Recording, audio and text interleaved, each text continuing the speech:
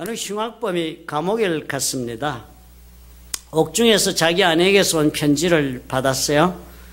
아내 혼자서 집을 지키며 그렇게 살고 있는데 혼자 사는 동안 뒷마당에 감자를 좀 심었으면 한다. 그런 편지를 보내왔어요. 그러니까 이 감옥에 있는 이분이 가만히 그 편지를 읽고는요, 생각을 한참 하고서는 아내에게 답장을 썼습니다. 여보, 뒷마당에는 절대 손대지 말아요. 그 뒷마당 속에 내가 숨겨놓은 무기가 있어요. 이렇게 편지를 보냈습니다. 한 달 뒤에 아내에게서 다시 편지가 왔어요. 여보, 이제 감자를 심어도 되겠어요. FBI에서 사람들이 나와서 뒷마당을 샅샅이 파헤쳐 놓았어요. 그랬다고 합니다. 참 이런 좋은 방편을 누리고 살았어. 그 감옥에서도 아내 사랑을 이런 정말 감옥의 입장을 잘 활용해서 그렇게 잘 처리를 한 것 같네요.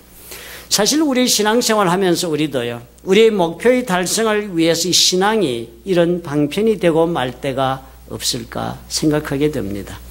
내 꿈을 이루기 위하여서 신앙이 나의 둘러리 역할을 하는 것입니다. 하나님에게 내 꿈이 좋은 꿈이잖아요, 아버지. 이 꿈을 이루도록 하나님께서 해 주셔야 하겠습니다. 라고 우리는 얼마나 많이 하나님의 발목을 비틀려고 할 때가 많은지 몰라요. 이런 신앙이 내 삶의 방편이 되고 만다면요, 이렇게. 그래서 만약에 그런 경우에도 내 꿈이 이루어지면 그 이상 감사할 것이 이루 없을 것입니다. 참 우리 하나님 감사하다. 내 인생이 이렇게 도와주시니 얼마나 감사한가, 감사가 끝이 없습니다. 그러나 만약에 그랬음에도 불구하고 내가 원하는 일이 성취되지 못한다면 그때는 어떻게 되겠습니까? 하나님께 감사할 일은 없어지는 것입니다. 살아가면서 내 꿈이 달성되지 못했을 때 결코 감사할 일은 내 평생에 없는 삶이 되고 말 것입니다. 언젠가 제가 TV를 보았는데 한국에 그런 프로그램이 있습니다. 생활의 달인? 무슨 달인 이래서 한 분야에서 아주 놀라운 그런 무슨 실력이나 능력이나 뭐 이런 걸 배양한 사람들을 보여주더라고요. 뭐 국수를 잘 삶는 달인도 있고 뭐 별의별 달인이 다 있더라고요. 그런데 그런 달인 생활의 달인이라는 제목의 프로그램을 보면서 그런 생각이 듭니다. 감사의 달인이란 없을까? 성경에서 감사의 달인을 우리가 한번 생각해 본다면 누구를 떠올릴 수 있을까? 그런 생각을 해보았습니다. 아마 구약 성경을 보면 이 감사의 달인은 다윗이 아닐까? 그런 생각이 여러분 들지 않으십니까? 사무엘상 23장에 보면은 다윗이 사울에게 쫓겨다닐 때의 심정을 기록한 기록이 나옵니다. 그때 다윗은 쫓겨다니면서 도망자인데도 불구하고 자신과 함께하는 약 400명의 군사가 있었습니다. 그렇게 따라온 사람들이 다윗을 찾아온 사람과 더불어 그렇게 도망자의 길을 다니고 있으면서 보니까 10광야에서 자기가 도망 다니고 있을 때인데 그 동네에 살고 있던 그일라 사람들이 블레셋 군대의 공격을 받아 고통을 당하고 있지만 사울이 도와주지를 못해요. 그러니까 안타까운 마음에 하나님 앞에 기도해 보았습니다. 이 블레셋 사람을 좀 쳐내버릴까? 그릴라 사람 도와줄까요? 하고 기도를 했더니 하나님이 그러라 그랬어요.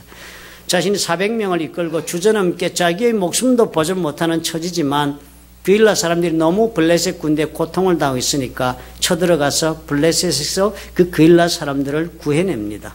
그리고서는 그 10광야에 숨어 살았어요. 그랬는데 이 그일라 사람들이 다윗이 그런 은혜를 입었음에도 불구하고 사울이 다윗을 쫓고 있는 것을 알고 사울에게 10광야에 지금 다윗이 숨어 있다라고 밀고를 하게 되는 그런 사건을 당합니다. 그래서 뭐 낭패가 나서 목숨을 구하는데 아주 아슬아슬하게 다윗이 사울의 손을 벗어나는 이야기가 사무엘상 23장에 기록되어 있습니다. 도망다니는 중에 이처럼 아주 위급하게 다급하게 사울의 손길을 벗어난 적이 없었던 그런 가장 위험한 그런 시기를 보냈습니다. 그런 위기를 벗어났어요. 그랬는데 그러고 나서 다윗이 시편 53편을 적었다고 그렇게 알려지고 있어서 시편 53편을 읽어보니까요, 놀라운 이야기가 적혀 있는 것입니다. 그런 사건을 적었는데 그일라 사람들은 다윗에게 은혜를 입고 배신을 하고 그 배신이 그냥 다윗이 조금 손해본 배신이 아니라 다윗이 죽을 뻔한 고생을 한 모든 것을 다 잃어버릴 뻔한 고생을 한 그런 배신의 그런 고통을 당한 다윗이요. 그런 일을 겪은 다음에 하나님께 기도를 하는데요. 54편 6절에서 이렇게 기도를 합니다. 내가 나 큰 죄로 주께 감사하오리니 여호와여 주의 이름에 감사하오리니 주의 이름이 선하심이니이다. 그랬습니다. 하나님께 감사 기도를 한 거예요. 그런데 감사의 기도도 여러 종류의 감사가 있는데 이 사람이 낙헌제로 하나님 앞에 감사 기도를 드린다고 그랬습니다. 낙헌제 영어 성경 여러분 보시면 아시겠지만 이렇게 적었습니다. Sacrifice a free will offering 그랬습니다. 스스로 하나님 앞에 헌물을 드리면서 감사 제사를 드리는데 그 감사 내용이 헌물의 내용이 뭔가 하면 sacrifice 산 짐승을 희생시키는 희생 제사로 하나님 앞에 감사 제사를 드리노라 그랬습니다. 감사 제사 제물을 드리는 중에 가장 큰 제사가요. 이스라엘 백성들이 하나님 앞에 드리는 제사 중에 제일 큰 제사가 희생 제사입니다. 제일 비싸게 돈이 들어가는 제사니까요. 짐승을 사서 희생시키며 드리는 제사를 내가 드린다. 어느 때요? 배신당하여 목숨을 잃을 뻔한 사건을 겪은 다음에 다윗이 감사의 제사를 드리는데 가장 큰 감사의 제사를 하나님께 드린다고 그렇게 고백한 시를 쓴 것입니다. 말도 안 되는 일 같지 않아요? 또 그뿐만이 아니에요. 곳곳에 보면 시편 57편에도 보면 사울을 피해서 처음에 아둘람 굴로 도망갔을 때였습니다. 혼자 도망갔어요. 목숨을 위해 야밤중에 도망갔지 뭐 야반도주하듯이 그렇게 도망간 겁니다. 그렇게 갔는데 그때도 시편 57편 9절에 보니까 다윗이 이렇게 홀로 굴 속에 그 처절한 도망자의 신세에 추락했는데 그 자리에서 내가 만민 중에서 주께 감사하오며 열방 중에서 주를 찬송하리이다. 모든 사람 많지만 그 가운데 내가 특별히 하나님께 나는 이 자리에서 이 순간에 하나님께 감사한다고 그런 기도를 했다는 거예요. 도저히 감사할 수 없는 환경 속에서 언제나 다윗은 어떻게 했습니까? 감사함으로 하나님을 찬양한 그런 성품의 사람이었습니다. 사람이 그렇게 만들어져 있는 것으로 보여져요. 감사의 달인이네요. 그죠? 우리가 11월 한 달 여러분 감사하면서 우리 살자. 그러기 위해서 우리 감사를 한번 깊이 우리 묵상하면서 말씀을 나누자고 제가 그렇게 제안을 했습니다.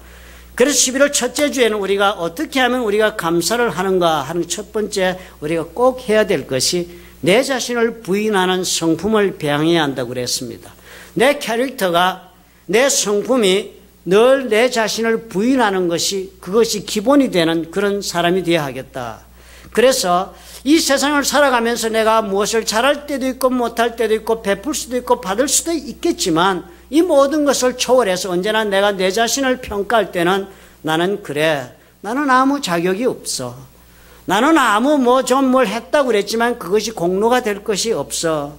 이렇게 생각할 줄 아는 성품이 되자 하는 것이었습니다. 그래서 오늘 나의 지금 오늘 이런 모습으로 내가 이 자리에서 살아갈 수 있는 것을 가능하게 해주신 것은 내 능력이나 혹은 내가 무슨 자격이 있어서가 아니라 하나님께서 그저 나를 긍휼히 여기셔서 은혜를 베푸신 그 덕분에 내가 오늘 이렇게 산다 하는 마음이 내 삶의 기본이 되어야겠다 하는 것을 우리가 살펴보았습니다. 이것을 우리가 쉽게 그냥 한마디로 나를 부인하는 마음 그렇게 정의를 했습니다. 나를 부인하는 이런 성품이 돼야 감사할 수 있는 기본적인 토양이 준비된다는 거죠. 이게 준비 안 되면 아무리 감사를 한다 해도 입술로만 나오는 감사일 뿐 내 가슴속 깊은 곳에서 내 삶을 통하여 우러나는 감사는 불가능하다 그랬습니다. 지난주 둘째 주에는요. 감사는 나와 관계되는 모든 기회나 환경과 자원과 사람과 모든 것에 관해서 내 주변에 있는 이 모든 것을 관해서 그 모든 것 속에서 과연 이것들이 얼마나 귀중한가 그곳에서 귀중한 가치를 발견할 줄 아는 눈을 우리가 기르자. 우리가 그런 영안을 배양하자. 무엇인지 볼 때 귀한 것을 찾아낼 줄 아는 그런 눈을 우리가 길러야 하겠다. 그래서 보면 이래 저래 이렇게 쉽게 가치를 부인하고 그렇게 폄하하고 비난하고 그렇게 발로 차버리는 그런 마음 갖지 말고 아무리 하찮은 것이라 할지라도 볼 때마다 이것이 얼마나 귀한가 그것이 귀한 것이 들어있다는 것을 찾는 그런 눈을 우리가 길러야 한다. 그래야 감사할 수 있다 하는 것을 우리가 살펴보았습니다. 나를 부인하고 가치를 발견하는 눈 이 두 가지가 있어야겠다. 오늘은요. 아무리 그렇다 할지라도 우리가 넘지 못하는 문턱이 있습니다. 그렇죠? 고통을 당할 때 우리가 고통 가운데 감사한다는 이 문턱을 우리가 넘기는 어렵습니다. 그렇지 않습니까? 어떻게 그 감사가 가능해요? 어떻게 우리가 불가능한 현실 속에서 고통 가운데서 감사를 드리는 그런 놀라운 일을 우리가 할 수 있겠습니까? 이 문턱 우리가 넘어서야겠다. 그 제목을 가지고 불가능한 현실 속에서 어떻게 감사할 수 있는 길이 있을까를 생각해 보자 하는 것입니다. 다윗을 보니까 그렇지 않아요? 시편 50편 23절에도 이렇게 적혀 있어요. 감사로 제사를 드리는 자가 나를 영화롭게 한다고 그랬습니다. 사실 우리 하는 예수 믿고 살면 우리 다 그 정도 고백합니다. 내가 살면서 하나님께 영광을 돌리고 싶다. 그죠? 내가 한평생 살아가지고 하나님이 나로 인해서 하나님의 이름이 더러움을 받지는 말아야죠. 그죠? 하나님이 나 때문에 수치를 당하고 하나님 나 때문에 모욕을 받고 하나님이 나 때문에 골치가 아프고 이런 것보다는 하나님이 나 때문에 기쁨이 넘치고 하나님이 나를 통해서 세상에게 자랑할 수 있고 하나님 이름이 나 때문에 좀 높아지고 더 귀중함을 받게 된다면 얼마나 내 삶이 가치가 있게 산 것이 되겠습니까? 차라리 그렇게 나이가 하나님을 영화롭게 하는 그런 사람이 되고 싶다면 뭘 하라고요? 감사로 제사를 드리는 자가 하나님 나를 영화롭게 한다 그랬습니다. 아, 대단히 중요하겠네요. 감사가 그러다 보니까. 그런데 신약 성경 빌립보서 4장 6절과 7절은 뭐라고 적습니까? 아무것도 염려하지 말라고 그랬습니다. 세상 천지가 염려인데 눈 뜨고 시작하는 것이 우리 삶이 전부 뭐예요? 염려잖아요. 염려. 차 조심하고 길 조심하고 사람 조심하고 말 조심하고 생각도 조심하고 뭐 다 조심해야 되고 그거 제대로 안 돼가지고 생기는 문제 때문에 염려하는 것이 우리 하루의 삶이에요. 그런데 성경 말씀하기를 아무것도 염려하지 말라. 그런 염려를 다 내려놓고 뭐하라 하십니까? 오직 모든 일에 기도와 간구로 나의 구할 것을 감사함으로 하나님께 아뢰라. 뭐하라고요? 염려하는 대신에 감사하면서 하나님 앞에 의지하고 살아라는 것입니다. 그러면 어쩐다고요? 하나님의 평강이 너의 마음과 생각을 지킨다. 오, 평화를 누리고 살고 싶으면 감사해야 하네. 데살로니가전서 5장 18절은 더 확실한 자리매김을 합니다. 범사에 감사하라. 모든 일을 뜻합니다. 모든 일, 아무리 흉악한 일이 네 삶에 일어나도 범사에 감사해야 한다. 왜요? 이는 그리스도 예수 안에서 너희를 향하신 하나님의 뜻이다. 하나님이 우리를 향해 가지고 계신 뜻이면요, 하나님 그 뜻을 추구하십니다. 사람이 나를 향해 가진 뜻은 내가 거부하면 그만이에요. 그렇지만 하나님은 창조주시고 나의 삶을 주관하시며 하나님의 뜻을 정하시면 뜻을 이루시는 분이 하나님이세요. 우리 그걸 안다면 하나님께서 저와 여러분을 향해 가지고 계신 뜻이 뭐랄까요? 오, 놀랍게도 범사에 감사하며 사는 것이 하나님의 뜻이래요. 그렇다면 여러분, 우리가 범사에 감사하며 살도록 하기 위해서 하나님은 모든 하나님의 능력과 가능성이 있는 모든 길을 다 동원해서라도 우리를 그렇게 이끌어 가실 것입니다. 우리 삶이 감사하는 모습으로 만들어져 가고 말 것이에요. 왜요? 창조주 하나님의 우리를 향하신 뜻이니까. 그럼 큰일 났네. 이제 아무렇게나 사는 거 이제 못하겠습니다. 그죠? 이제는 하나님께서 이런 뜻을 가지고 계신다면 내가 뭐예요?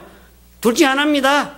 바위로 계란을 치시면서 계란되어 사시든지 아니면 어떻게 해요? 이 뜻에 맞추어서 내 삶을 교정하든지 둘 중에 하나님.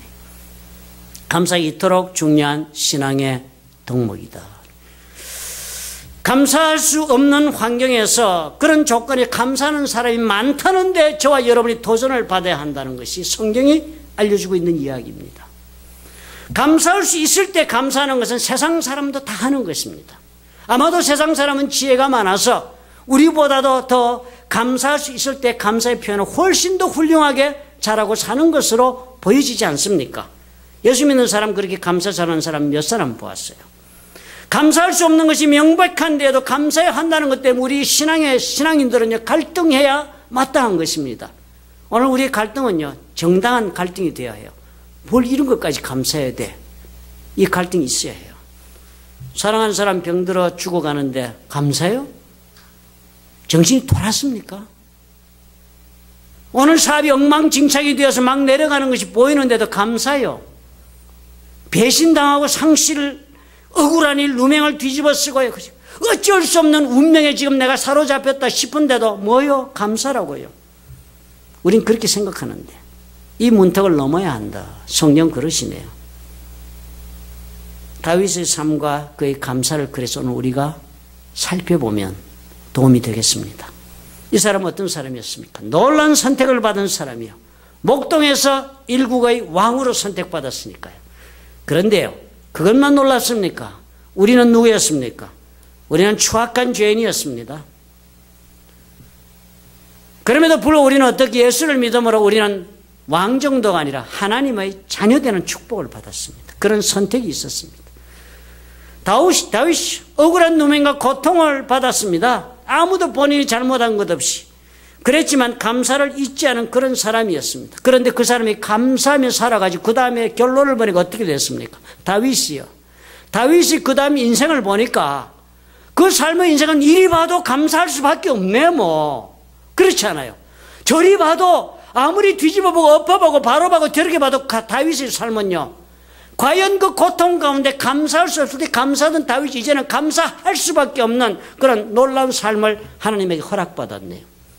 그렇다면 우리가 어떻게? 우리도 그랬으면 되겠다. 오늘 우리 삶을 진단하자. 성령이 그것을 우리에게 지금 요구하고 있는 것이 아닌가? 그것을 깨닫는 것입니다. 성경 말씀이 어쨌든 이렇게 감사해서 다윗은 어떤 길에 갔습니까? 감사할 수밖에 없는 삶이 되었는데, 그렇다면 나도 이 다윗의 생애를 보면서 무엇을 정립해야 할까? 무엇을 고쳐야 할까?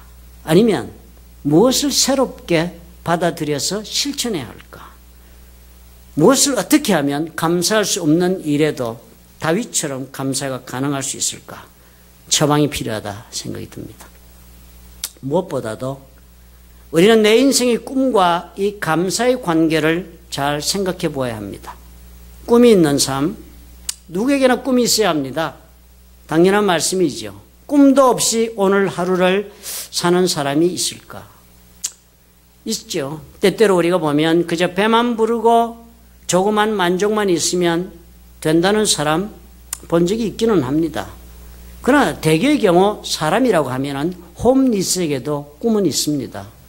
아무에게도 억눌림 받지 않고 편안하게 살고 싶다 하는 자신의 꿈이 있습니다.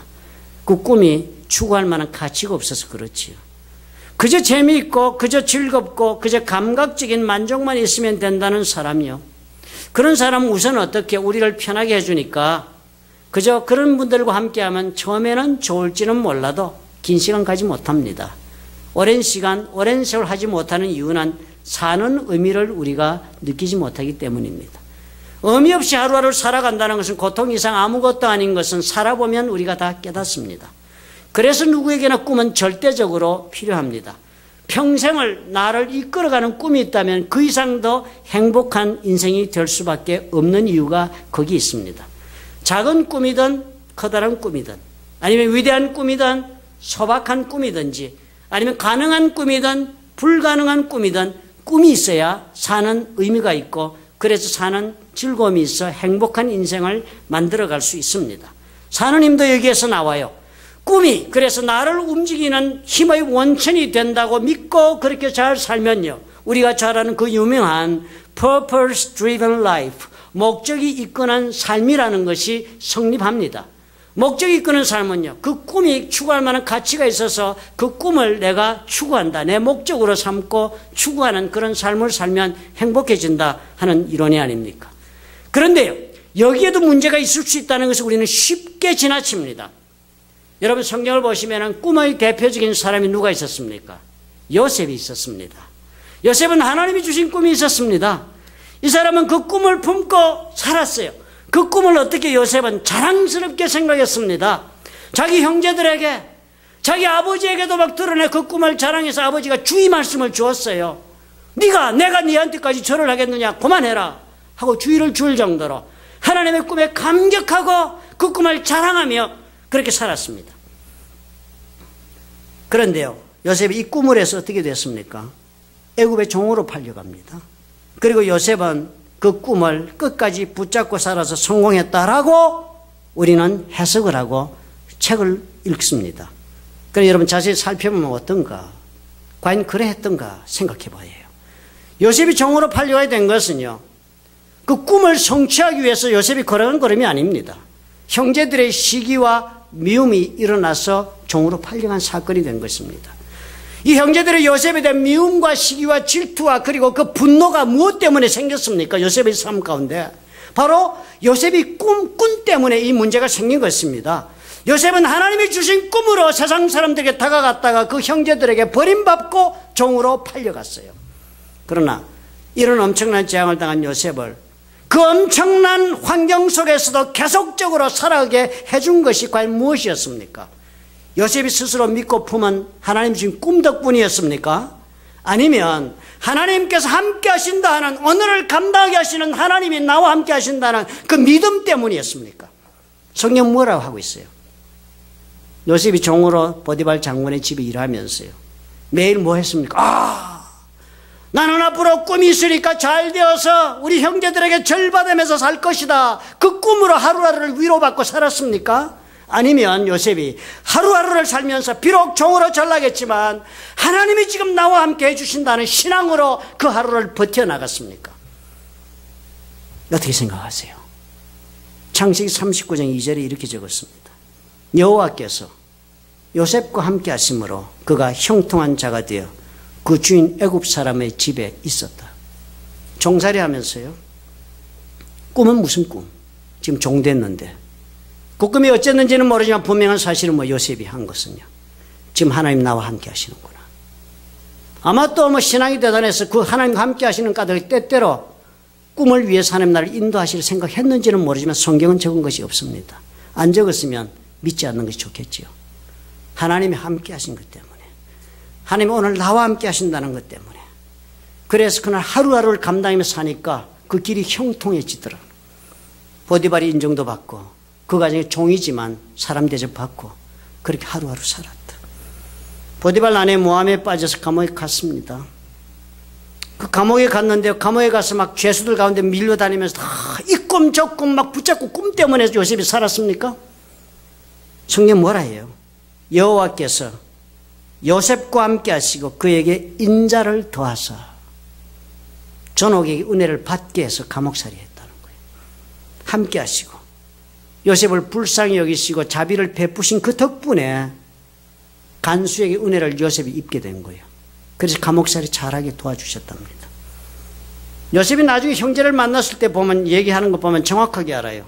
애굽의 수상이 되어가지고 식량을 구하는 형제들을 만나지 않습니까? 생각하지도 않게 요셉이 기다리고 있었겠습니까? 좀 있으면 올 거다. 좀 있으면 내 꿈을 이룬다. 주여 언제 보내시나이까? 할렐루야 아멘이라고 요셉이 상관이었습니다. 자식 낳고 애굽 땅에서 지난 모든 세월 그 고난을 다 잊으면서 낳은 자식 위로받으면서 살았습니다. 그렇게 살다가 창세기 42장에 보니까 많은 난민들이 식량을 구하러 오는 가운데 생각지 않은 사람을 보게 된 거예요. 그래서 요셉은 그 형들을 아나 그들은 요셉을 알지 못하더라. 지나온 세월이 수많고 겪은 일이 많아 서로 알아보지를 못했습니다. 그때 9절에 이렇게 적습니다. 요셉이 그들에게 대하여 꾼 꿈을 생각하고, 이 생각하고 영어로 뭐라고 번역인지 아시지요? Remember, 기억해내고. 형제를 보니까 그때 형제를 보면서 그때 하나님이 예전에 고향 땅에서 내가 어릴 때 주신 그 꿈이 바로 이 꿈이었구나. 그때 그 꿈 생각한 거예요. 그때 그 꿈이 기억난 거예요. 그랬다면 이때까지 이 꿈으로 살았습니까? 아니면 하나님이 함께 하시는 은혜로 이 사람 살았습니까? 요셉은 오늘 이렇게 꿈이 이루어질 줄은 꿈에도 몰랐어요. 하나님이 주신 꿈이 이렇게 성취될 줄은 꿈에도 몰랐어요. 요셉은 종으로 팔려가면서 감옥에 가고 나는 내 꿈을 위해 지금 고난받는다 하는 믿음으로 산 것이 아니었습니다. 단지 어떻게 해요? 하나님 붙잡고 하나님 은혜 가운데 그날을 감당하며 사투를 벌리며 살았어요. 요셉은 하나님이 주신 꿈이었지만 그 꿈과 함께 자신이 마땅히 가졌으면 좋았을 뻔했던 마음이 없었습니다. 요셉은 어릴 때 형제들 앞에서 자신은 특별한 꿈을 받은 특별한 존재라는 과실을 절제했어야지요. 그보다는 어떻게 해요? 못한 자에 대한 멸시나 영적인 교만이나 그것이 마음을 사로잡았던 것 아니었을까요? 정한 마음이 요셉에게 부족했던 것입니다. 정한 마음, 정직한 영이 없이 꿈을 꾸는 사람은 많은 사람에게 어떻게 해요? 상처를 줄 수도 있습니다. 아니면 고통의 원인이 될 수도 있다는 것을 우리가 이 요셉을 보고 깨달아야 해요. 정한 마음, 정직한 영이 없이 내 욕심에 사로잡혀서 꿈을 추구하게 되면, 목적에 이끌리는 삶을 살고 말면 탐욕적인 교만한 인간의 모습밖에는 드러나지 않을 수도 있습니다. 정한 마음, 정직한 영이 없이 목표를 추구하면 저돌적인 추진력은 있고 힘있게 살 수 있을지는 몰라도 수많은 사람들에게 아픔을 주게 된다는 것도 알지 못한 채 자신이 준 그 상처에 대한 대가로 스스로의 그 자신이 영혼의 그 고통에 아주 사로잡혀 그 고통 속에 몸부림칠 수도 있다는 것을 우리는 모릅니다. 요셉의 교훈을 봐야 해요. 물론 하나님이 역사하십니다. 물론 하나님은 그 꿈을 다 이루시도록 하나님은 주관하실 거예요. 로마서에서 말씀하시고 계시니까요. 우리가 알거니와 하나님을 사랑하는 자 곧 그때때로 부르심을 입은 자들에게는 모든 것이 합력하여 선을 이루느니라. 꿈은 우리가 이루는 것이 아니라 하나님이 우리가 실수하고 실족하고 엎어져도 합력하여 이루시는 분은 하나님이시니까 꿈은 이루세요. 그렇지만 그 과정을 걷는 동안에 나는 아파. 많은 사람도 아프게 사는 일이 생기는 것입니다. 다윗을 그러니까 우리가 주목해야 해요. 다윗을 깊이 묵상해야 해요. 하나님의 선지자 사무엘의 손으로 기름 부음 받았으면 왕이 되는 거예요. 이스라엘을 다스리는 앞으로 왕이 될 사람으로 이미 모든 것이 확정된 사건을 본 사람이에요. 그렇지만 그 후 성경은 어디에도 다윗은 이 꿈으로 살았다는 기록은 없습니다. 다윗은 입으로 한 번도 이 꿈을 이야기하며 자신의 상황을 자기에게 유리하게 만들어 가고자 노력한 적이 없었습니다. 오히려 다윗은 언제나 자신의 그 지독한 현실에 충실했습니다. 자신에게 주어진 일에 자신의 위치에서 겸손하게 현실을 수용했을 뿐 한 번도 자신이 특권을 요구한 적도 그리고 누린 적도 없었습니다. 요셉과는 달랐어요. 그는 한 번도 그 누구에게도 이 꿈으로 도발한 적이 없었습니다. 요나단에게조차도 이 꿈을 말한 적이 없어요. 요나단조차도 이 얘기를 했지만 한 번도 대꾸조차 하지 않았습니다. 다윗은 자신이 받은 꿈, 하나님이 주신 꿈이라기 이것으로 그 어느 누구에게도 스스로가 특별한 자리에, 교만한 자리에 서지를 않았습니다. 스스로 자신의 야망에 가득 차서 도발한 적도 없었습니다. 그토록 사울이 다윗을 죽이고자 했지만 다윗은 그 어느 누구 이스라엘 사람들에게조차도 무력 봉기를 사주하지도 않았습니다. 능히 자신이 사무엘의 손으로 기름 부음을 받은 하나님께서 허락하신 자기 대권을 수여받을 사람이라고 그렇게 주장할 수 있는 조건을 다 가지고 있었음에도 불구하고 다윗은 어떻게 해요?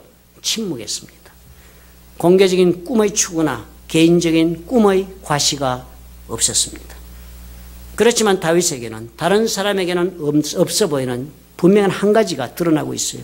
그것은 언제나 자신의 속에 하나님께서 창조하시는 정한 마음, 정직한 영이 있어야 한다는 강한 믿음을 가지고 평생을 살았습니다. 무엇보다도 사울에게서 이유 없는 핍박을 받았을 때에도 결코 한 번도 사울을 향하여 더러운 욕설이나 간사한 계획이나 교묘한 술수나 공격이나 비난과 원망과 불평과 심판과 저주를 하지 않았습니다. 한 번도. 아들람 굴로 도망갔을 때에도 400명 어떤 사람 찾아왔어요. 훌륭한 사람, 멋진 사람 왔습니까? 빚진 자, 마음이 원통한 자가 그에게 왔다고 그랬습니다. 이런 사람들과 함께 도망자의 세월을 보여 얼마나 많은 사람들이 얘기했겠어요. 한 번도. 그러나 다윗은 불의한 일, 원수 갚는 일, 사울에 대한 반란을 도모한 적이 없었어요. 그 영혼을 더럽히지 않았습니다. 그 입술도 더럽히지 않았어요. 어째서 그럴 수 있었겠습니까? 다윗의 마음이요, 세상적인 계획이나 모략이나 욕망으로 채워지지 않았기 때문에 그래요. 다윗의 심장이 언제나 어떻게 정한 마음이었습니다. 다른 생각 안 했습니다. 정직한 영으로 그렇게 살았던 증거예요. 이 엄청난 고난의 세월 사는 동안 한 번도 다윗은 자신의 목적을 위하여 그렇게 driven된 삶을 산 적이 없었습니다. 그 대신 다윗은 어떻게 살았어요? 숭고한 이상을 가지고 살았습니다. 그 이상이 무엇이요? 하나님 때문에 산다. The higher cause, 자신이 사는 이유는 더 높은 데 있는 거예요. 이것을 우리가 이상이라는 말로 우리가 표현할 수밖에 없겠습니다. 나는 하나님 때문에 이렇게 한다라는, 나는 하나님 때문에라도 내 영을 깨끗하게 정직한 마음, 정한 영을 가지고 살아야겠다. 그렇게 작정한 사람이었습니다. 내 영이 내 안에, 내 영, 그 속에 들어있는 것이 과연 무엇일까? 그것이 깨끗한가? 그것이 과연 하나님이 받아주실 만한 정결한 영인가? 살피는 사람이 하나님 때문에 사는 사람의 첫 번째 노력이 될 것입니다. 다윗 두 번이나 자신의 숙적인 사울을 죽일 기회가, 절호의 기회가 왔습니다. 만약에 다윗이 아마도 목적에 이끌리는 그런 삶을 경영하는 사람이었다면, 그것이 전부였다면 아마 훌륭하게 목적을 달성하고 왕이 되려고 그렇게 아마 선택했을 것입니다. 그러나 다윗은 꿈의 성취, 그리고 그 꿈을 이루기에 목적에 끌려 사는 사람 이삭이었습니다. 그는 하나님을 향한 이상이 있었습니다. 목적보다 더 높은 이상, 더 higher cause, 하나님 때문에라는 대명제가 자신의 인생을 이끌어가고 있었기에 그는 결코 그 유혹에 넘어가지 않았습니다. 두 번이나 그랬잖아요. 다윗의 사람들이 그랬습니다. 여호와께서 당신에게 이르시기를 내가 원수를 내 손에 붙이리니 내 손길에 선한 대로 그에게 행하라 하시더니 오늘 그 사건이 벌어졌네요. 사람들이 그랬습니다. 하나님 말씀에 그렇게 기록되어 있다는 거예요. 하나님 말씀에 내가 원수를 네 손에 붙여주겠더니 붙여줄 때 네 하고 싶은 대로 하라는 글이 여기에 적혀 있습니다. 오늘 그 사건 생겼네요. 오늘 사울이 굴 속에 들어왔네요. 다윗 오늘 칼을 드십시오. 그렇게 정했습니다. 하나님 말씀대로 하라고. 다윗이 그 말이 잠깐 흔들려가지고 칼을 들고 가서 죽이는 대신에 옷자락 뺐습니다. 그리고는 다윗이 이렇게 적었어요. 그리한 후에 사울의 옷자락 뱀을 인하여 다윗의 마음이 찔렸다. 얼마나 마음이 정하면, 얼마나 마음이 하나님 때문에라고 하는 것 때문에 살면, 그거 하나 옷자락 뺀 것 때문에도 마음이 찔렸다. 내가 괜한 짓 했다. 그래서 나가는 사울을 큰 소리로 다윗이 부릅니다. 그러면서 말을 해요. 오늘 여호와께서 굴에서 내 왕을 내 손에 붙이신 것을 왕이 아실 것이다. 사울 당신이 알 거다 말이. 그러면서 하는 말이 나는 내 손을 들어 내 주를 해치 아니할 테니까. 그는 여호와의 기름 부음을 받은 자가 됨이라는 걸 내가 알기 때문에 나는 결코 죽이지 않는다 사울을. 그래서 사울에게 그렇게 말했습니다. 그러면서 나와 왕 사이를 여호와께서 판단하기를 바란다. 나를 위하여 왕에게 보복하실 분은 여호와지 내가 아니다. 내가 안 한다는 거예요. 내가 내 삶의 꿈을 달성하는 일을 내 손으로 안 한다는 거예요. 그랬더니 사울이 뭐라 그랬습니까? 사울이 울었어. 그 말 들고 소리를 높이 울었대요. 사울이요. 다윗에게 이르되 나는 너를 학대하되 너는 나를 선대하니 너는 나보다 의롭다. 그리고 통곡하고 울었대요.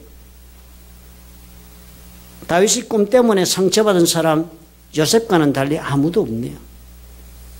한 사람도 없어요.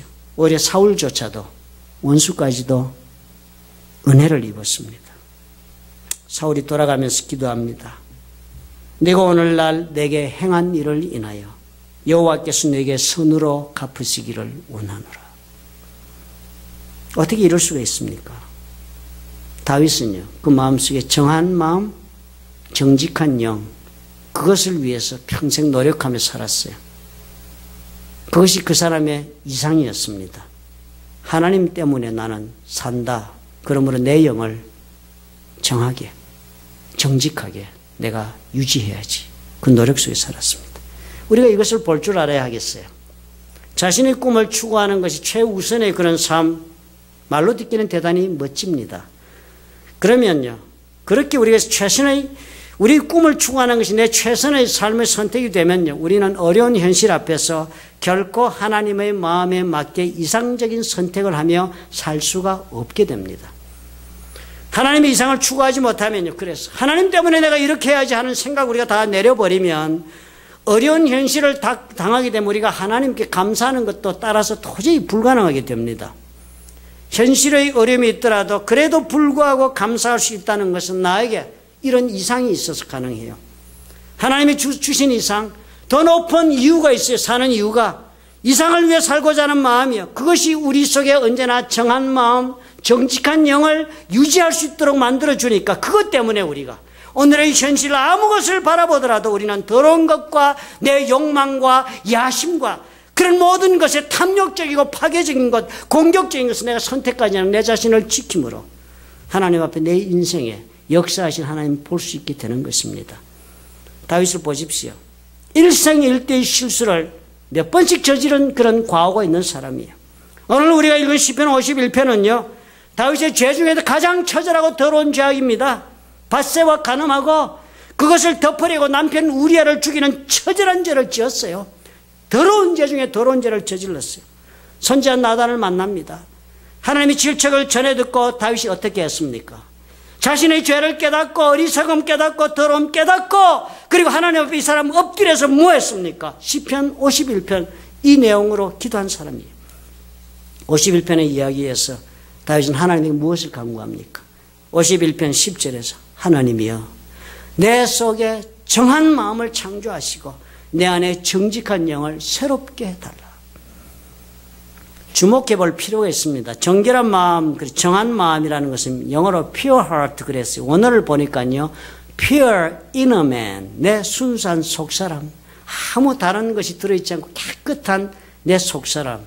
사실 자신의 속사람이 진짜 자신이잖아요. 그죠? 겉으로 우리가 볼 때는 다 멋있고 좋고 뭐 다 훌륭한 점이 많이 보이지만 그것이 겉으로 보이는 것이 내가 아니죠. 사실 내가 아는 나는 다르잖아요. 내 속사람은 하나님과 나밖에 보지 않습니다. 그 속사람, 자신의 이 속사람에 다윗이 최고의 관심사가 가 있어요. 이것이 어찌한다고요? 피워야겠다. 하나님을 찾는 그 마음 이상의 아무것도 나는 가지고 싶지. 그것을 회복해달라. 그것을 하나님께서 다시 나에게 만들어달라. 그 다음 정직한 영 그랬습니다. 정직한 영은 원어를 보면요. 올바른 생각을 하는 마음, 도덕적 관점에서 그렇다는 거예요. 도덕적 관점에서, 도덕은 누가 줍니까? 하나님이 주신 거예요. 하나님이 이렇게 살아라 하고 주신 그 말씀을 비추어 보아서 내가 참으로 그 말씀을 따라 사는 그런 영이 되도록 그 영이 내가 죽어서 이런 죄를 저질렀으니 하나님이여 이 영을 다시 살려주옵소서. 이 두 가지를 구했습니다. 다윗이 자기가 죄를 지은 다음에 처절하게 하나님 앞에 회개하면서 깨달은 게 뭐예요? 내가 이것을 지금 잃어버렸다. 이것을 다시 얻으면 내가 다시 옛사람이 되어 살 수 있겠다 한 것이 무엇이었어요? 두 가지였습니다. 순수한 속사람, 도덕적으로 바른 것을 분별하며 사는 내 영혼을 다시 회복시켜달라. 이것 회복시켜달라고 그랬습니다. 사랑하는 성도 여러분, 저도 그렇고 여러분도 그렇고 이것을 추구하면 되는 것입니다.